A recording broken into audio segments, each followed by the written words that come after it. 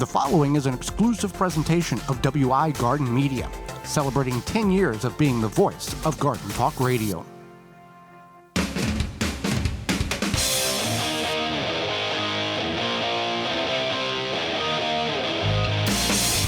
Coming up on the program today, we're going to discuss springtime seed saving, as well as 5 crops you may not know you could grow in your garden. Our guest is podcaster and Garden Talk Radio host Charles Nardozzi will be with us, and we'll answer your garden questions. The hour's full, so join us. You are listening to the most informationally packed hour of garden-focused radio in the country and on the internet with your host, husband and wife team Joey and Holly Baird. This is the Gardening with Joey and Holly radio show. Welcome to another edition of the Gardening with Joey and Holly radio show. Happy to have you along, taking some of the time out of your day to join us. We thank you very much for that. I'm your host, Joey Baird. Beside me is my wife, co-host, best friend, and gardening partner, Holly Baird. This program is for you, about you, to help your garden grow better, to maintain your landscape, grow healthier trees, make your grass look greener, as well as preserving what you grow. Happy you're tuning in, whether you're doing such on one of the 42 AM and FM frequencies broadcasting our program here in 2026 through our parent website, thewisconsinvegetablegardener.com, underneath the Season 10 tab at the top of the page. Podcast replay or in-studio video replay. Thank you so much for being part of the program. You want to be more involved in the program? You can certainly do that by communicating with us. 2 simple avenues: gardentalkradio@gmail.com. That's gardentalkradio@gmail.com. Or you can give us a call, toll free, coast to coast, at 1-800-927-SHOW. That's 1-800-927-7469. Before we get in the program, Holly, it's time for this week's Joke of the Week. All right. Where do cows go for lunch? Well, if for entertainment, they would go to the movies. I don't know where they would go for lunch. The cafeteria. Oh, okay. That's not the best joke, but that's okay. This week's garden joke is brought to you by Rescue.com. American-made rescue products keep your family, home, and yard protected from pests such as wasps, hornets, yellow jackets, flies, ants, and more. Learn more at Rescue.com. That's RESCUE.com. When they go dancing, do they go to the hay down? Maybe. Oh, okay. All right. Spring seed saving. Normally when you hear about seed saving, you instantly think, okay, it's time to, in the fall. You're thinking about tomatoes or peppers or whatever that may be in the fall. You're thinking about, you can save seeds in the spring. Now, not everybody's going to fall into this category. Saving seeds in the spring greatly dictates what you did in the fall last year or what you didn't do in the fall, and we'll get into that. Leeks and onions are seeds in which you can save out of your garden this spring if you have left those 1 or 2 plants in the ground last year. They are biennials. They are going to put the plant, they grow the first year like a normal onion, normal leek. Okay, I didn't harvest it. They go dormant. Next spring, or this spring, when the soil warms up, they will begin to grow again.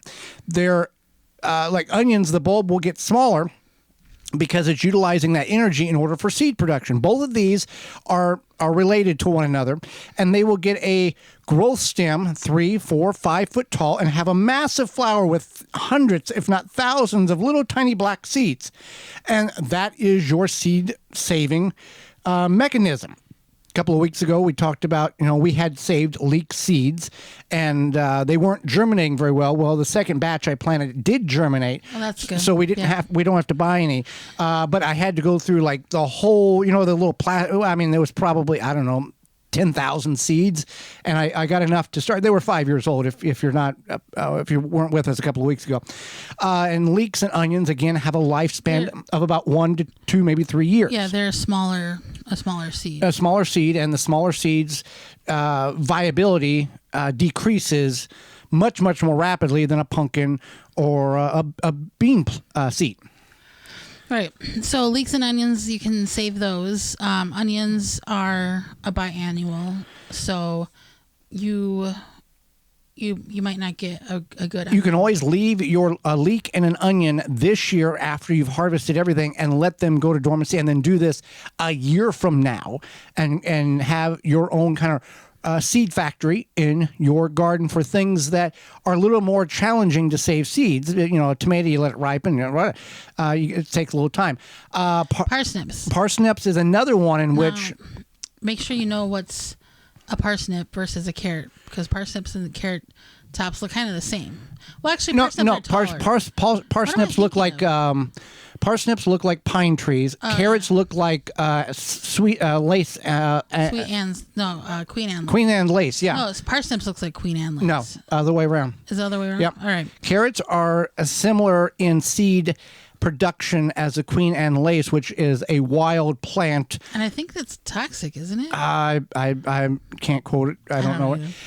But whatever. Parsnips, you do the same thing. You have your parsnips growing. You leave one alone. We did this about 10 years ago, and it will the next spring flower up, big stalk, massive canopy, and it will start dropping little seeds everywhere if you don't catch them. So that is one way. If you're very passionate about parsnips and liking parsnips, this is a great way to continue to restock your seed envelope or a barrel or jar. I don't really like parsnips. Well, then it's not for you. Let's talk about- Carrots are the same thing. Yeah, carrots are the same. You can save the seeds. Now, when you save, if you're going to save seeds from any of these items in which we've spoken about, parsnips and carrots are going to be kind of a little more of a challenge, but you want to leave the largest root that you can. If a large diameter top, obviously you can't dig it up and then shove it back in the ground, but you can push some of the soil around. And if it's got a very large diameter, like bigger than a quarter, anything large, the piddly ones you don't want to save because it's not going to have good genetics. But you want to leave big, large diameter roots in the ground for that. And here's the other thing.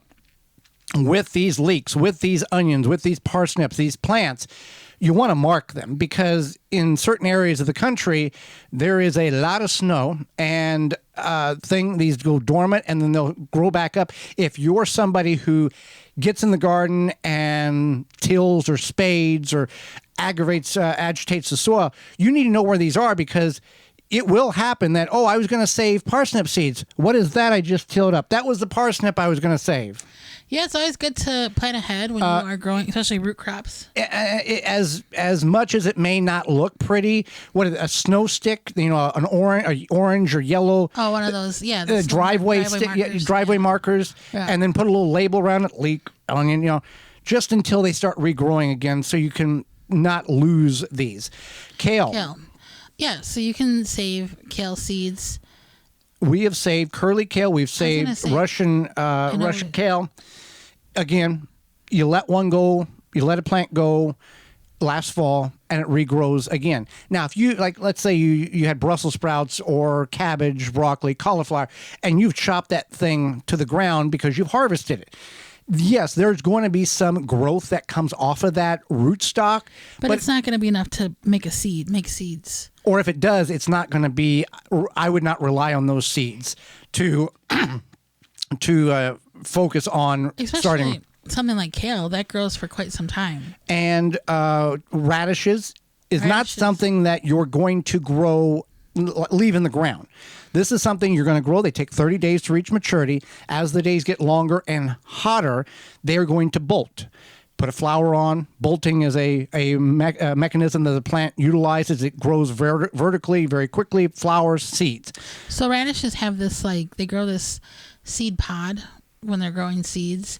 And then when you open them up, there's this spongy type material, and then you get the seeds, and they're just like little black radish seeds. Yeah. In our front yard garden, we've had quite a proliferous amount of radishes going to seed, so we can walk out there at any time, grab a handful of ones that fell over and died last year, break apart the pods, and plant them. You can eat the seed pods. In the immature state. In the immature state of that green pod, you can consume it, and it's going to taste exactly like the radish bulb. So if you forget to harvest your radishes, you don't want to pull them up right away, let them go to seed. You can save seeds. You can also save the pods. They kind of mimic edamames. Whenever you can use them in many different dishes. A bonus seed-saving springtime plant is pole beans. And we've done this, you got pole beans, you didn't harvest them all last fall, It went over the winter. They hung in the winter on the trellis. We've actually gone in the spring and grabbed handfuls of the pods that were still there because they got too big, and we just let them go to seed, and we never harvested them before the winter. And we planted them, and they took off because they went into dormancy.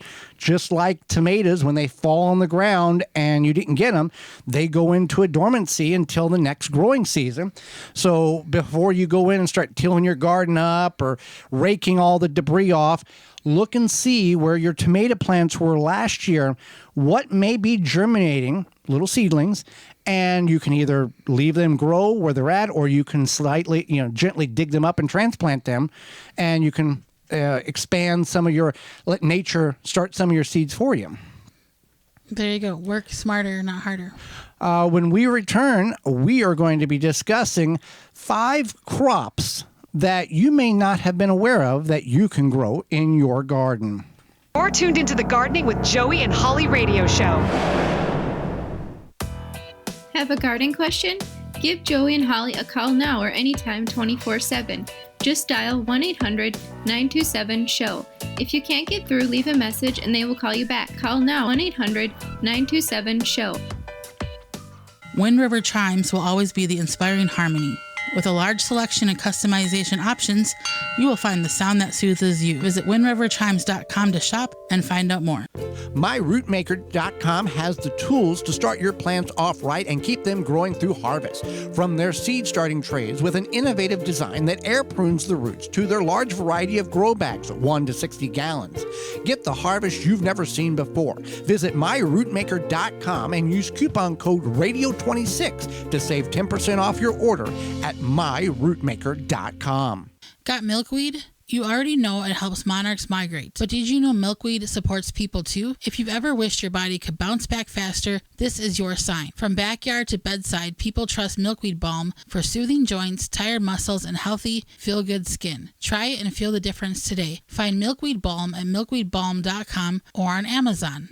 Azure Standard is America's premier family-owned online store for organic foods and healthy products for your home and garden. They deliver directly to families and businesses through more than 3,500 drop points across all 50 states, making it easy to get everything you need in one simple pickup. As a natural health food distributor, Azure brings bulk and specialty items to communities nationwide. They offer more than 12,000 products that meet their clean ingredient standards, high quality, non-GMO, organic, and naturally sourced. You'll find everything from groceries, health and beauty items, and household essentials to nutritional supplements, animal care, hobby supplies, and even gardening products. Simply put, Azure Standard has something for just about every part of daily living. Visit azurestandard.com and use promo code JoeyandHolly15 at checkout to get 15% off your first order of $100 or more when you open a new account and ship to the drop location of your choice. Visit azurestandard.com. It's AZURE standard.com. Azure Standard is doing a giveaway for the month of March with the Gardening with Joey and Holly radio show. This giveaway will include $30 worth of Azure Husbandry organic garden seeds. It'll also include Azure brand Ellie's Eden liquid kelp, a 32-ounce bottle, Azure brand Ellie's Eden liquid fish fertilizer, a 32-ounce bottle as well. The total value of the giveaway is $50. You can find out more at azurestandard.com. To sign up for the giveaway for the month of March, which the drawing will be April 6th, send an email to gardentalkradio@gmail.com. In the subject line, put "Enter me." And in the body copy, we'll need your name and state. Please do this with an active account. If you are the winner and do not respond in 1 week, we will go to the next winner.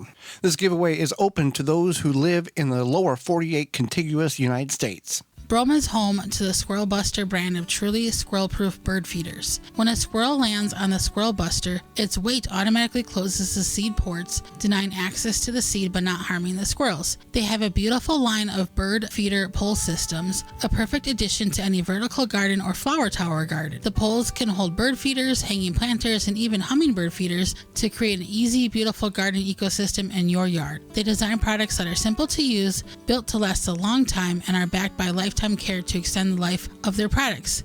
Visit brome.com for more information. David J. Frank, Southeastern Wisconsin's leading landscape company, is a landscaper you need. Their award-winning services include everything from lawn care, landscape maintenance, design, construction, renovation, irrigation, sustainability, and more. Big or small, let the experts at David J. Frank handle the hard work for you. Find out more at davidjfrank.com. Garden like a pro in 3 easy steps and receive customized fertilizer recommendations for your garden or lawn. Soil Savvy helps you determine what nutrients your plants need to thrive. Never again over-apply nutrients they don't need. A patented process that makes you a smart gardener. To get your soil test kit, go to mysoilsavvy.com. Welcome back to the Gardening with Joy and Holly radio show. Happy to have you along today. Thank you for taking time out of your day to be part of the program. Want to find out more information about those sponsors you've heard and all the companies that support the program? You can go to our parent website, thewisconsinvegetablegardener.com, under the Season 10 tab and the Money tab for all coupon code availability. Well, there are crops in which you can grow in your garden that, yes, you know that they do grow. Somebody grows them somewhere, but you may not have been aware that they are easy to grow in your garden based on your geographical area. So we're going to go through a handful of these. So celery is a plant in which you can grow in your garden. We've grown it many years. Now, this is not the compacted head celery that you would see from a major corporation at your local grocery store. These are more loose leaf heads. They have 6, 8, 10 spheres going up off the center root. They take about 140 days to reach maturity, about 4 or 5 months from seed to harvest. You can start them from seed right now. They take about 10 to 12 weeks before you want to start them 10 to 12 weeks before your last average frost date. If you're beyond that, your independent garden center may have these available for you. And you can take and grow these, harvest them at any point. You can also, once harvested, you can dehydrate them. You can use them however you feel necessary, but they need good nutrient-rich soil, which what vegetable does not, and plenty of moisture. And we've got videos from start to finish on that at our parent website, thewisconsinvegetablegardener.com. Under the search bar, just type in growing celery.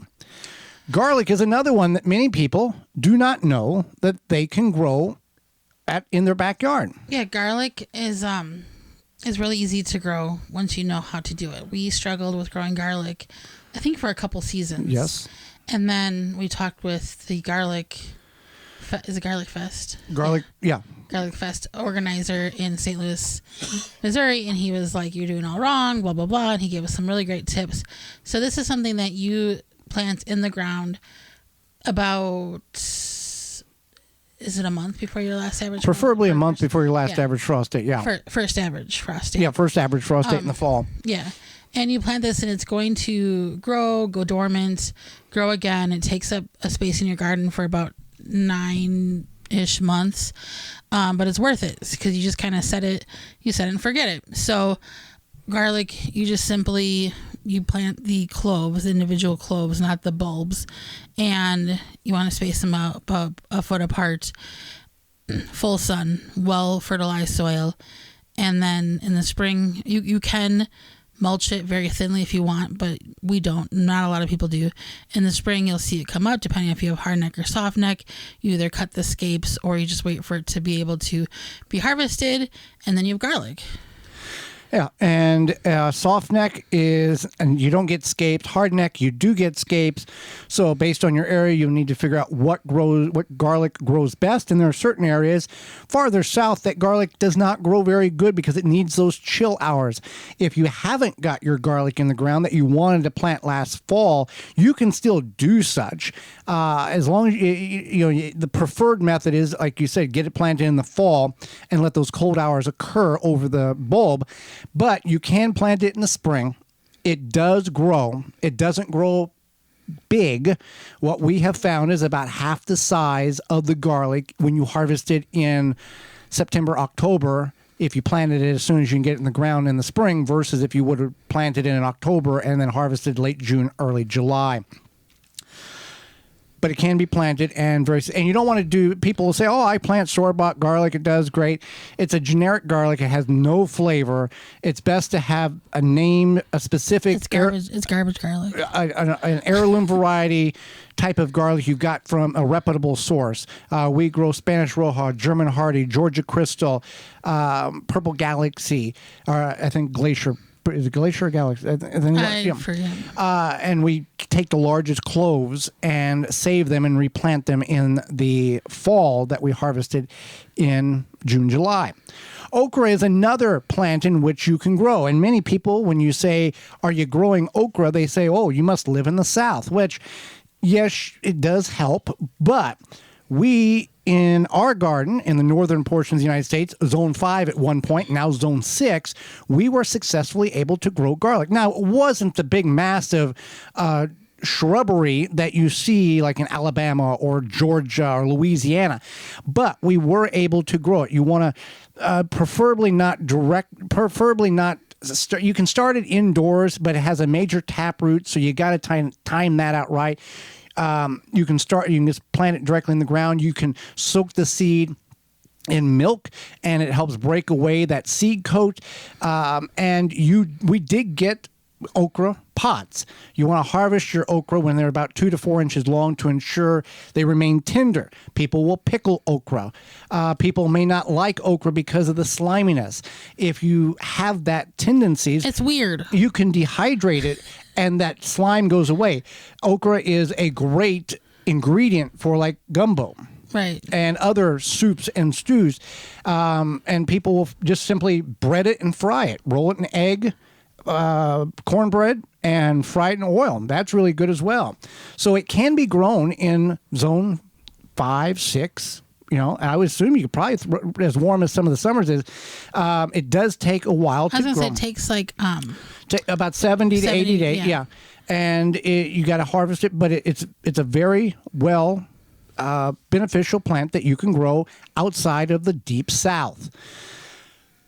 All right. Another one is Jerusalem artichokes. Yeah. Also known as sunchokes. These are a perennial vegetable, which means that they come back year after year. They can be a little bit invasive, not as invasive as like dill or mint. They just spread a little bit. So if you plant them somewhere in your garden, they can have the ability to spread out. And people will say, "Oh, they're so invasive." We really haven't found. Maybe in the designated area in which we planted, they've maybe in 12 years expanded a foot or two about a foot, yeah, on each side at best. Yeah. So with the Jerusalem artichokes, they are kind of a non-starchy or a less starchy potato-ish flavor, and they are good they're kind of lower in carbs, starchy carbs. So your mileage may vary with There's a burgundy variety and a white variety. We've got the white variety. Burgundy is a little more rare to find. There's things that you can do with it. Now, obviously, you shouldn't go buy a whole pound of these things and plant and then find out. I don't remember where we got ours from. Online seed store. Okay. And these things are horrible. You want to find somebody that's got a few and taste them, because there's no more disappointment than going, "Hey, this is a fun little plant. These things are horrible." They do have an earthy taste, yeah. But you can do a lot with them. I wouldn't call them like a 1-to-1 potato replacement, but they are good in stews, especially if you cook in the crock pot. It gives them like a really nice. Try to peel them. Try to peel them, but it gives them a really nice buttery flavor when you cook them with stews. They must absorb some of the flavor of the meat. Not really sure, but they do taste good. We've air fried them. Yeah, cut them in chips, coat them with olive oil. We peeled them first, and then air fried them. And yeah, they're a distinct taste. It's not a potato, but it is not bad at all. No, and it's a good option if you're wanting to increase your perennial vegetable. It's considered a survival food, because if you didn't know that was what was under the ground, you would just hack it off and go, "These stupid weeds keep coming back each year." It looks like a weed, or because it's related to the dahlia plant. So once it grows, if it does grow tall enough to put on a flower, it does put on a pretty yellow flower. Mm-hmm. The last one we'll speak about today is asparagus. You can grow asparagus in your garden. We had a question come in last week in regards of asparagus or a couple of weeks ago, but you want to designate an area that gets full sun, good nutrient-rich soil, because these suckers are going to be there for 10, 20, 30, and even up to 50 years. This is a plant that will outlive you if you maintain it and take care of it. 10 plants is what we've got. And you can start them from seed. You can get crowns that are 2 years old or 1 year old. They usually 4 to 5 years is whenever you start getting that enough maturity in the plant root that you can start harvesting on a regular basis for about 2.5, 3 weeks in the spring. And it is if you've got grocery store asparagus, okay, that's good. Yeah. Farmer's market asparagus, all right, that's pretty good. That's even better. Yeah. Homegrown asparagus, cut it, go inside. You can just eat it raw. Yeah, just eat it raw. Yeah, it is just the way like... it grows is so funny because it looks like it's pranking you because it just grows straight out of the ground. Yeah. There's no like... It also pranks you going, I'm not here. They walked away. Dunk, yeah. And it shoots like, and within a day, it's grown like 4 inches. Yeah. So I highly recommend growing asparagus just because if you have the space for it, it's obviously you have to enjoy it. So if you enjoy it, but it's far more better homegrown versus store-bought. And also, I don't know, it's just kind of a funny vegetable. There's green variety, there's burgundy variety, and then I believe Asians or Chinese grow a white variety. They bleach it, they cover it up as it's growing to keep it. I think that's what they do. They bleach it.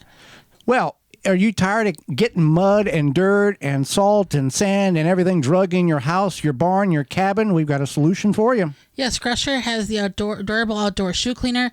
It's a shoe brush station that is built with weather-resistant steel frame and black UV powder-coated finish for year-round use. Easy to use. Just pass your boot, shoe, whatever through it, and it gets rid of dirt, mud, and slush from any type of shoe. It's user-friendly. It makes trouble-free cleaning, saving you time and effort. If you go to scrusher.com, you can use the code NOMOREDIRT5 to get 5% off and free shipping at checkout. Hang out with us when we return. Podcaster, Garden Talk radio host, and author Charles Nardozzi will be with us. You're tuned into the Gardening with Joey and Holly radio show. Got a question for Joey and Holly? Send it via email anytime to gardentalkradio@gmail.com.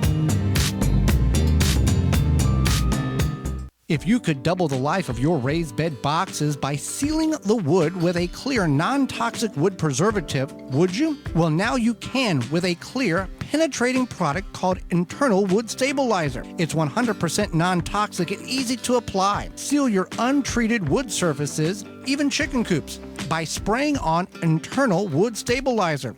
It's invisible, seals the wood from the inside out, and never wears off. Recommended by organic gardening experts. Internal Wood Stabilizer. Check it out at timberprocoatingsusa.com. Get in your garden with Diggs. From gardening gloves to accessories, storage, organization, and more, Diggs products combines form and function with a splash of fashion and are ideal for women who possess a passion for plants and enjoy harnessing the beauty of nature. Steeped in color and pattern, Diggs gloves are inspired by nature and are designed to protect your most valuable assets, your hands. Get your Diggs on at diggsgardening.com, the Home Depot, Amazon, and search for it by name, DIGZ, diggsgardening.com. Stop poisoning your soil. Green Grow is different from most garden brands because we do not rely on chemical shortcuts. We use beneficial biology and organic inputs to rebuild soil naturally, so your garden gets healthier every year, not dependent on more products. Stronger plants, fewer problems, better food. Check out our complete line of organic fertilizers and potting soils today. Visit thegreengrow.com and breathe life into your soil. That's TheGreenGro.com.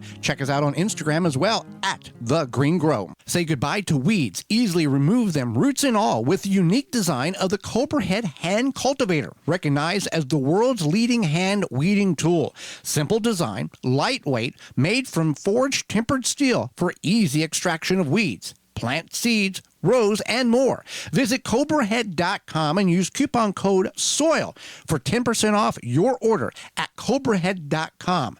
Coupon code valid 1 per customer. Make watering easy. DripWorks provides quality drip irrigation supplies and equipment to gardeners just like you for all your growing needs across the U.S. and Canada. Purchase online at dripworks.com. Get higher yields with durable green bed raised garden bed kits designed to be drainable, breathable, pest resistant, and long-lasting. DurableGreenBed.com. Abundance guaranteed. Jung Seed Company is a family-owned and operated gardening company since 1907 with the largest selection of seeds and plants online. Use coupon code 15TG26 to save 15% off your order at jungseed.com. That's JUNGSEED.com. Soil Diva Liquid Microbe Stimulant Spray improves the health of your plants you work hard to grow, stimulates the natural enzymes, and increases beneficial soil bacteria. Go to soildiva.net. Use coupon code radio15 to get 15% off your order at soildiva.net. Check out ivorganics.com. It's America's leading garden product YouTube channel. IV Organic products are innovative, organic, effective, and proudly USA made to help you achieve your best growing season. Use coupon code radio10 at checkout and save 10% on your entire order at ivorganics.com. That coupon code again is radio10 to save 10% on your order at ivorganics.com. Save your back. Easily and quickly remove trees and shrubs from your property with the Weed Wrench. Find it at weed-wrench.com. Made in the USA. Use coupon code JOEY to save $10 off your Weed Wrench at weed-wrench.com. Welcome back to the Garden with Joey and Holly radio show. Happy to have you along. Charles Nardozzi will be with us, podcaster, garden talk radio host, and author. But before that, we need to talk about keeping your hands clean with a new product from our good friends at scrubbysoap.com. Yes, Scrubby is a natural soap with a scrubber inside that fills the entire size of the bar. Rather than using harsh synthetic cleaning agents, they use citrus oil. Scrubby is for everybody. If you're getting dirty, greasy, oily, or painting, you could definitely benefit from this. It's for artists, painters, gardeners, mechanics. You can use it on anything. Do you get your hands dirty? Yes, you qualify. Yeah, so it's made with the citrus oil, built-in scrubber, no sponge needed. You can get 10% off your order by using code SOAP at checkout at scrubbysoap.com. Holly, let's go to the hotline and bring in our guest for this week. Charlie Nardozzi is a regional Emmy award-winning, nationally recognized garden writer, speaker, radio, and television personality. He has worked for more than 30 years bringing expert gardening information to home gardeners through radio, television, talks, tours, online, and the printed page. Charlie delights in making gardening information simple, easy, fun, and accessible to everyone. Welcome to the program, Charlie. Well, it's nice to be here. Thank you for having me on your show. Well, thank you for etching a little time out of your busy schedule, not only to join Holly and myself, but all of our listeners, and educating us in some areas that we may not be fluent on. I'll start with this. What is your best tip for getting the spring vegetable garden started? Everybody's got these little this, that, and what is the best way to make a move and do it right the first time? Well, I think the first thing, especially this year, because in the Midwest and the Northeast where I am, we've had a kind of a brutal winter, and as soon as you get signs of spring, everyone jumps out there and wants to start planting things. But you should really kind of just slow it down. It's still March, and take a look at what things you need to be putting in, what things you need to be looking at purchasing, what things you need to be maybe starting from seed, and really have a plan. That's I think the one thing that most beginning, especially vegetable gardeners, don't do. They kind of wake up on a Friday and say, I think I'll plant a vegetable garden this weekend. And they don't really come up with a plan on how to do that. So I think probably the best tip to do is to have a plan, know when you're going to be putting things in, and stick with it regardless of what weather comes at you. And you'll see that it'll actually reward you with a really healthy garden. And you bring up a good point. It's 4 days of 75-degree weather, but you didn't look at the 15-day forecast. You're going to get snow 3 to 6 inches in a week. So, and you move all this stuff around. You got good bugs and bad bugs on the soil that still needs to overwinter a few more weeks before you start cleaning the garden out and get ready to plant. Exactly. You don't want to rush the season. And March, as you know, can be like that, very fickle. It can be beautiful one day and a blizzard the next day. So be patient with it, have a plan, and kind of work from that. And you'll actually see that by being patient, you'll be able to grow things at the right time, and they'll grow much better and much healthier.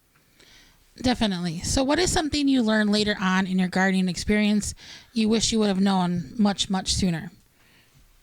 Well, I think because my gardening experience goes back decades now, which is hard to believe, actually, I think what I wish I knew earlier that I've learned later on would be being able to garden more in tune with nature and being able to really understand what happens when you turn the soil or add fertilizers to the soil or pesticides to the soil, and what happens if you kind of let nature take the lead on how you're gardening and don't be so much thinking that I'm going to control it all, I'm going to make it just perfect just this one way, but really garden more in tune with nature. Not only is it better ecologically for your whole garden and your whole yard, it's better for the plants. You'll get more productive plants and healthier plants, and it's better for you. You won't get stressed out so much when things don't go your way or things don't go well you think they're supposed to go.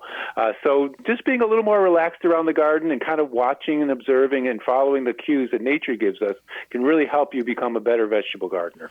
Yeah, you bring up two key words, stress and pesticides. People think that, you have to use some kind of pesticides in order to have a pristine garden, and people get stressed because, I got weeds, or I need to do this. You're not trying to present your garden on the cover of a magazine or a PBS program. It's okay. It's supposed to be a detachment from society. It's supposed to be fun. You're not making it fun. And also the chemical aspect, it's okay to have some bad bugs too. You got to have a balance. Right, exactly. And you're not trying to be like a professional farmer or an orchardist who's going to have like these perfect blemish-free fruits and vegetables. There's no need for that. And the vegetables and fruits will taste just as good if they have a few blemishes on them, if they're a little deformed. They'll still be good and they'll still enjoy them. And when you cut them up and you throw them in a salad or you cook with them, you'll never even know they were blemished. They're just very tasty fruits and vegetables. Now, you spoke about being in the gardening world and being a gardener for decades. How did you get started? I believe you were following, what was your Italian grandfather around the garden? Is that how it all began? That is how it all began. In Connecticut, my Italian grandparents had a farm there, and each time one of their kids got married, they gave them a piece of land on the farm to build their house. So I grew up with all my aunts and uncles and cousins up and down the road and the farm in the background. So it was the Italian-American enclave. And every spring my grandfather would come up to my mother's house and would till the soil, and we would plant a vegetable garden there. And that's where my mom would have us boys go out, me and my two brothers, and we'd go pick the rocks, and she'd go plant all the plants. And that's kind of how it got started. I wasn't really that excited about it as a kid, of course, not like right. Many kids, but we did it. But we also had that atmosphere of gardening all around. My grandfather had a huge, big garden, and of course he raised animals and had other things going on too in his what we call now a diversified farm. So it kind of got into my blood there. And then when I started thinking about what to do professionally and going to school, it just kind of came back that I love being out in nature, and I also love gardening and growing things. And so that's kind of where it started and where it's continued my whole career, actually. And we asked that question, how you get, some people found it later on in life and other people grew up with it and knew nothing else but that. And they turned that, that memory into an occupation and a career. Yes, exactly. And that's kind of what happened for me. I tell people how my career has gone, and they're kind of amazed. I haven't shifted around and bounced around different jobs and different careers. It's all been around the world of gardening. And it's been great because I've been able to expand and write books and do TV and radio shows and take trips and do all kinds of things. But it's all about gardens and plants, and that's really the basis of my career and what I've been doing for work. So let's talk about your newest book, The Continuous Vegetable Garden. What can our listeners look forward to when they pick up a copy, and what can they learn from it? Yeah, the Continuous Vegetable Garden book is one that I've been kind of doing parts of it for years, and it was an opportunity to put all of the different types of techniques I've been doing under one cover, so to speak. And that's what I've done with this book. And the hope is that you'll be able to be a continuous vegetable gardener. And what that means is that instead of having that boom and bust cycle that I think all of us grew up with, I know with my mom too, she would plant everything around Memorial Day and then everything would mature depending on the plants maybe a month or two later, and then you'd have nothing after that. Instead of having that kind of boom and bust cycle, this is a way to actually garden so that you're out in the garden on a regular basis. I'm assuming you like to garden. You want to be outside. You want to be around plants. But you don't have have to be out there for hours a day. It could be a 10, 15-minute stretch a day where you plant something, you weed something, you water something, you move something around. And continuous vegetable garden, by using techniques like succession planting, interplanting, and companion planting, you're able to grow small amounts of food right through the growing season. So you have it continuously, fresh fruit from the garden continuously. And I do the same thing. I have a chapter on doing that with fruit, too, how to have a continuous fruit garden as well. And the idea behind that is that you're not overwhelmed with it. You have fresh vegetables there. It's easier on the soil. It's easier on you. And also, we use techniques in the book that's going to help you garden more in tune with nature. So, for example, no-dig gardening that we've alluded to already. That's a great technique for not having to turn, till, or dig the soil, so you preserve the microbes in the soil, and the soil is healthier, and the plants, of course, will be healthier in return. But there's also other things. I have chapters on growing perennial vegetables, so you don't have to work so hard. They come back year after year. All you have to do is harvest them and just take care of them a little bit during the growing season. Or self-sowing vegetables, ones that naturally go to seed, drop their seed, and then the next year they'll grow back up again, even in a northern climate. So you don't have to buy the seed, and you don't have to sow the seed and guess when to plant it. It's just going to come up when it naturally is the perfect time for it to grow.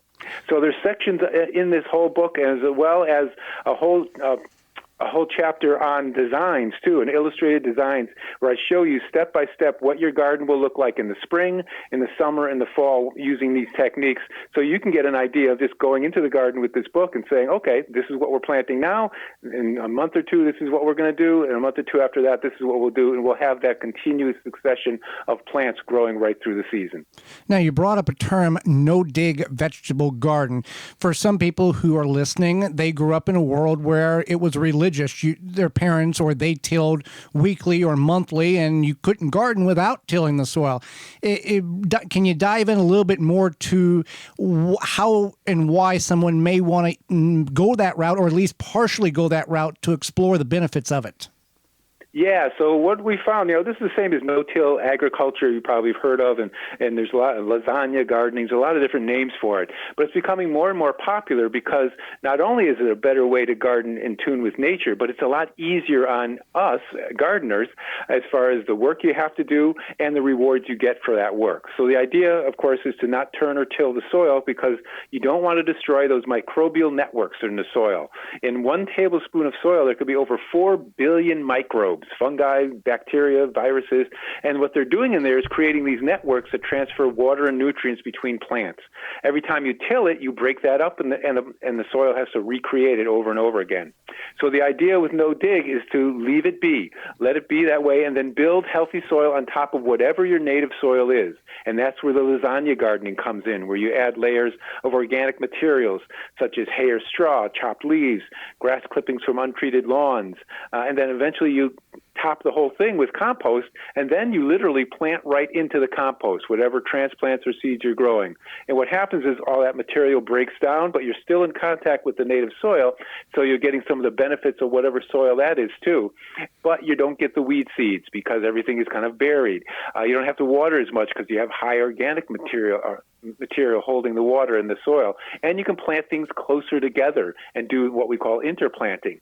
So using these techniques of no-dig gardening, you can actually grow a healthier garden that's less work than what you normally would have. And to maintain it, all you're going to do is just chop down the plants that are there if they're healthy. So say you had a bean crop that was really healthy. Instead of pulling it out, we don't do that. We chop it down with a hedge trimmer and just drop it there and leave it there. Let it decompose a little bit, put a layer of compost over the top, plant your next crop after that. Or if it's winter time, you can just chop it and leave it over winter. Or if it's diseased, you remove the plant and then you bring some organic materials in to protect the soil. Because another tenet of no dig is to always have something covering your soil 12 months of the year, whether it be plants or organic matter. You want to protect that soil. Fantastic. So what are some tips for newer gardeners who may be in their first seasons of gardening that can help them get them on the right track? Yeah, if you're just starting out, I always recommend that people start out small. Don't go out and create 5, 6, 7 raised beds or something. Start with one simple raised bed. And raised beds are nice because you elevate the soil. You can bring in some fresh soil. So again, you're not really dependent on what the native soil is like. So start with that. Start with maybe one bed. Think about the things you really like to eat, because you always want to grow something you want to eat. And if a lot of those plants are available as transplants, start with that. Start with a couple tomato plants, a couple pepper plants, a couple broccoli plants, whatever it is. It's much easier to start with a seedling versus seed. If you do want to do seeds, start with easy plants like bush beans, sprinkling those around, or lettuces and arugula, some of the leafy greens, Swiss chard. Those are the kind of plants that give you big rewards really quickly. And the whole idea is to grow things you like, grow small quantity of them, take good care of that one bed, and be successful. That's the key. If you can be successful the first year, then you'll gain the confidence to expand in following years. And don't stress about it. This is not a life or death. This is a hobby, fun hobby to get your hands in the soil. Exactly. And once you get hooked on it by eating fresh vegetables, herbs, and fruits from your own yard, then you'll just kind of just follow your lead as far as where your passion is going. Well, Charles, we greatly appreciate the time, the information you've shared with Holly and myself and all of our listeners. How can people find more about you, find your podcast, find your radio show, and your radio shows and your books? Yes, so it's the easiest way to find out about where I am and what I do is going to my website. It's gardeningwithcharlie.com, gardeningwithcharlie.com, and that'll talk all about, on the website there's all articles, podcasts, videos, there's webinars that I've done. It talks about the radio shows that I do, and of course the trips that I do internationally to different gardens around the world. Well, Charlie, thank you so much for helping us understand more about how to be better gardeners, and if you're a new gardener, how to help them out as well. Well, you're very welcome, and thanks for having me on the show. Absolutely, and when we return, it's going to be your garden questions and our garden answers. You're tuned into the Gardening with Joey and Holly radio show. Have a garden question? Give Joey and Holly a call now or anytime 24/7. Just dial 1-800-927-SHOW. If you can't get through, leave a message and they will call you back. Call now, 1-800-927-SHOW. Garden like a pro in 3 easy steps and receive customized fertilizer recommendations for your garden or lawn. Soil Savvy helps you determine what nutrients your plants need to thrive. Never again over-apply nutrients they don't need. A patented process that makes you a smart gardener. To get your soil test kit, go to mysoilsavvy.com. Transform your exterior wood surfaces with Rubio Monocoat's new DuraGrit. DuraGrit delivers rugged protection and rich color for decks, siding, pergolas, planter boxes, and all outside wood surfaces. Say goodbye to multiple coats thanks to DuraGrit's incredible patented one-layer technology. Enjoy a vibrant, durable color that won't peel or flake even in the harshest conditions. Rubio Monocoat DuraGrit is tomorrow's UV protection for exterior wood. For every order, Rubio Monocoat USA will plant a tree at a U.S. planting site. Get 10% off DuraGrit when using code Joey at checkout. Learn more at RubioMonocoatUSA.com. You've upgraded your tools, your plants, even your soil. Why not upgrade the way you control mosquitoes? Instead of spraying chemicals that harm bees, butterflies, and pets, choose a smarter science-based approach. BioGent's mosquito traps uses proven attractants to target mosquitoes without fogging your yard or harming pollinators. It's precision control for gardeners who care about the environment. Rethink mosquito control. Learn more at biogents.com. That's BIOGENTS.com. Use coupon code GARDEN at biogents.com to save $25 off your first trap. That's $25 off your first trap with using coupon code GARDEN at biogents.com. Visit JankoGreenhouse.com to improve your garden today. Janko builds the strongest greenhouses on the market, large and small, guaranteed to meet or exceed your building codes, offering a lifetime warranty since 1948. Visit JankoGreenhouse.com. Mantis garden tiller cultivators are the perfect solution for any garden. With their gas-powered 2-cycle or 4-cycle engine, these powerful machines can till 9 or 16 inches of land without you breaking a sweat. And it doesn't stop there. Mantis's optional attachments allow you to aerate, plow, and more with the snap of a finger. Engineered with durability in mind, Mantis tiller cultivators will be your guaranteed garden companion for a long time. You can find more out and details at mantis.com. A non-selective herbicide that is also USDA BioPreferred certified? You bet. Say goodbye to Roundup and hello to No More Weeds by Naturally Green Products. No More Weeds kills weeds with no harsh chemicals and no glyphosate. Safe around pets, No More Weeds has a proprietary sticking agent to use around gardens, pools, decks, patios, anywhere there are weeds. Available online at natgreenproducts.com, Amazon, and Walmart.com. Order yours today. The same great company that brings you No More Bugs. Soon it'll be warming up, and you will want to make sure you enjoy your yard without sharing it with those beetles and grubs. With spring just around the corner, it's time to start thinking about controlling beetles and grubs in your garden or yard. Grub Gun can be applied directly to the turf or garden and around ornamentals to control the grubs to lessen the impact the beetles have on your yard this summer. Easy to use. Apply with a commercial spreader and irrigate it right into the soil. Biological that specifically targets grubs and beetles, invaders, without harming those beneficial insects such as bees, butterflies, and ladybugs. And to be honest, it's the only non-chemical that works. Find out more at beetlegone.com. Pomona's Universal Pectin is a high-quality pectin that gels reliably with low amounts of any sweetener. If you're trying to reduce the amount of sugar in your diet, you'll love Pomona's Universal Pectin. Now you can make healthy homemade jams and jellies sweetened to your taste. You can use sugar or honey to sweeten. Pomona's Universal Pectin keeps indefinitely when stored in an airtight container. Easy to use, versatile, and comes with directions and recipes in every box. Find out more and where to buy at PomonaPectin.com. Also available at natural food stores and online. Welcome back to the Garden with Joey and Holly radio show. Happy to have you along. Want to find out more information about those companies and the coupon code availability? You can do that at our parent website, thewisconsinvegetablegardener.com, under the Money tab for the coupon codes and the Season 10 tab for all of companies that support the program. Well, it's time for your garden questions and our garden answers. You want to send your question over, you can certainly do that. Send it on over to gardentalkradio@gmail.com. That's gardentalkradio@gmail.com. Or you can give us a call toll free, coast to coast, at 1-800-927-SHOW. That's 1-800-927-7469. We got a question from Anthony. Yeah, my name is Anthony, and I live in southwestern Pennsylvania. I wonder if you can fertilize garlic, and if you can, what do you use, and when do you put it on? My garlic's been kind of weak lately. And what fertilizer do you fertilize green beans with? I've had a lot of trouble with them the last year or two.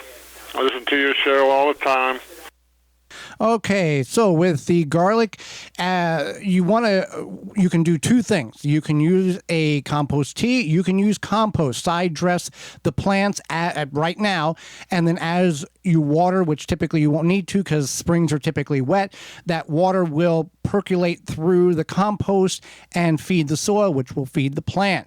You can go a liquid fertilizer, organic or inorganic, and water it that way as well to supplement the nutrients that is required or you feel is needed for your garlic.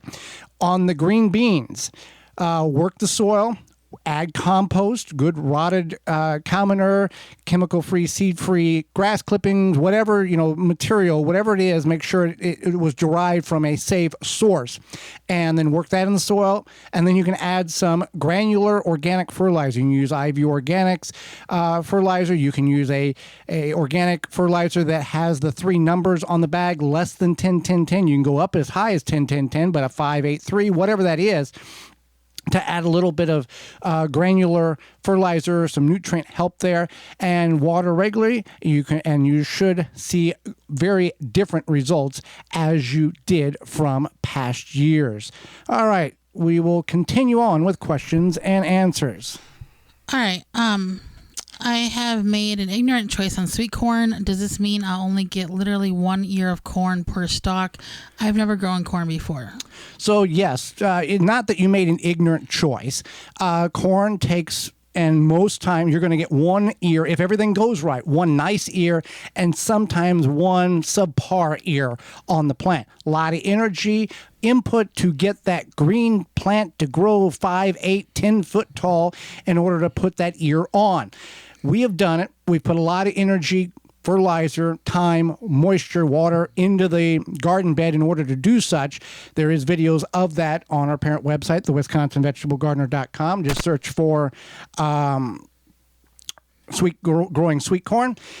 It can be done. I think it's much more beneficial if you're going to do it on a large scale. Yes, small scale, buy it from your farmer's market, but it certainly can be done. There are also varieties in which you can grow in containers on your patio, porch, or deck. So your mileage may vary, and it's up to your decision whether you feel it's something you want to go forward with. All right, we got a canning question. Go ahead with that one. I did all water bath canning 2 years ago when I was just learning and following Amish Mennonite YouTube videos, and all jars sealed, both meat, dairy, etc. Then I invested in a Presto 23-quart induction stove pressure canner. What I am finding is that jar sealing seems less effective with the pressure canner, even though I'm using new jars, new lids, new rings. I tried canning salmon, stew beef, meat, and several jars did not seal. However, I'm wondering if the oiliness of the fish and meat is siphoned from the jars when I turn off the heat and move the canner to another cool burner. Should I just let it slowly release the heat and shut off the burner?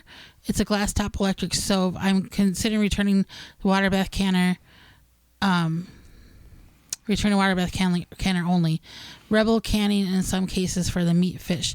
First of all, I'm not going to condone canning meat fish with a water bath canner at all, ever, or dairy, or anything that's not a fruit or a pickled vegetable with sugar added. I only practice safe canning, but for this, I would think that you would want to I would just leave the canner where it is. I don't know why you're moving it to a cooler burner. I would just leave it where it is. Shut the stove off. This is if you are doing it correctly in a pressure canner. Yeah. You just shut the stove off and let it do its thing. You don't let it depressurize with that weight or gauge. You don't need to move it. I'm assuming it's probably depressurizing too fast when you move it. I'm assuming it's not getting hot enough with that water bath canning. No, she's talking about the pressure canner. Yeah, right. Okay, yeah. And how they're not sealing. Yeah, you're depressurizing it too quick. Yeah, so I would. Yeah, you just would want to turn off the. As much as you want to lift that weight and hear it. Don't want to turn off the burner and let it do its thing naturally. Let it come back up to, or I guess down to room temperature, so that the seal can then be safely, or the lid can be safely removed. You don't want to move it to a cooler burner. When it comes to canning, when you're letting stuff do their thing in the canner, whether it be water bath canning or pressure canning, don't move the canner. You want to have as little movement as possible with the canner itself, and then you move the jars. So don't move the canner. Can you get free soil to fill raised beds with I know that some cities have piles, and then I could just add other things like nutrients and fertilizer to that soil. Well, this is definitely your mileage would vary, and kind of use at your own risk. The reason being, yes, there are some municipalities that have a yard in which you can, in the fall, go dump your stuff, or they pick it up on the street and then they go compost it. And then in the spring, either for a small fee, or you can go and pick it up and bring it back and fill whatever containers you want.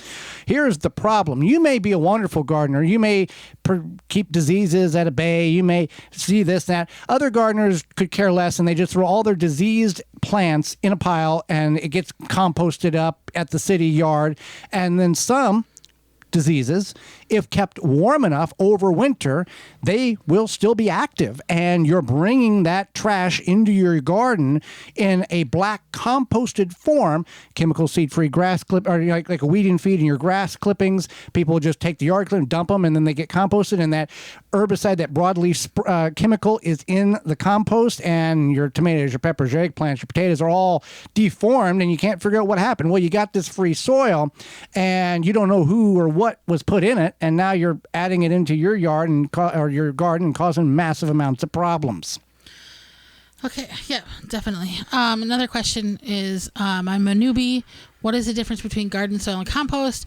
Do you need both in a vegetable garden? You do not need both in a vegetable garden. If you have both, it's not a problem. If you have a combination, that's not an issue. You're not going to cause any problems.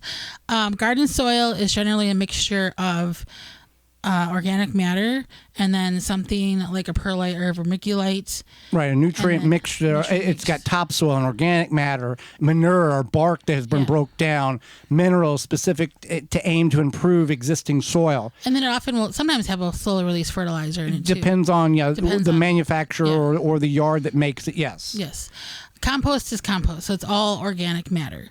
There's typically nothing added to it. It's just compost. And if you are building a raised bed or you're looking for soil for containers, you got a raised bed mix or a container mix. We've grown in complete compost. When we built our raised beds, which is what we predominantly grow in, we had the choice. There was a compost or a raised bed mix, and the compost was like $5 cheaper a yard.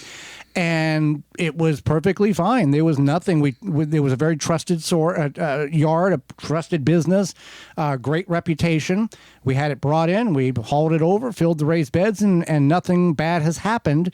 And the only difference is that with a raised bed mix, they're adding some stuff to it. With the compost, there's a little sand, there's a little clay, there's a little bit of this or that and everything because it's not a potting mix, but it is a mixture that will be very good for your garden beds. With that, we are out of time, and we thank you for yours. Miss any portion of the program or would like to revisit it, you can go to our parent website, thewisconsinvegetablegardener.com, on the Season 10 tab for past shows. All 10 seasons are there, as well as the Money tab for the coupon code availability. Tune into the program next week, where we will be talking about watering your garden and doing it efficiently, effectively, and the right way. And we'll be talking about growing cucumbers. Our guest is former host of PBS's Growing a Greener World, Joe Lampo, will be with us and will answer more of your garden questions. So until next week, for Holly Baird, I'm Joey Baird, and we will see you in the garden.